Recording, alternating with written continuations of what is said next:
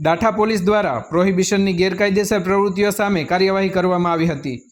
આમળા ગામથી ગઢુલા ગામ તરફ જવાના રસ્તે આવેલી એક વાડીમાં દરોડો પાડી પોલીસે ભારતીય બનાવટના પરપ્રાંતીય ઇંગ્લિશ દારૂની અલગ અલગ બ્રાન્ડની કુલ 26 બોટલો ઝડપી પાડી છે। પોલીસે પેટ્રોલિંગ દરમિયાન આઉટપોસ્ટ ઇન્ચાર્જ એએસઆઈ હેમરાજસિંહ ખેરડિયાને મળેલી ચોક્કસ બાતમીના આધારે દાઠા પોલીસ તથા એલસીબી સ્ટાફ દ્વારા આમળા ગામમાં રહેતા જામશંગભાઈ બનુભાઈ પરમારની કબજા ભોગવટાની વાડીમાં દરોડો પાડવામાં આવ્યો હતો।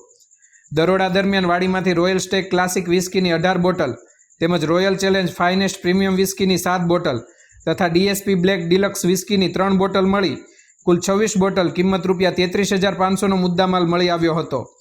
પોલીસે સ્થળ પરથી જામશંગભાઈ બનુભાઈ પરમાર ઉંમર 45 વર્ષ રહેવાનું આમળા ગામ તાલુકો તળાજા જેઓની અટકાયત કરી પ્રોહિબિશન એક્ટ હેઠળ ગુનો નોંધી આગળની કાર્યવાહી હાથ ધરી છે।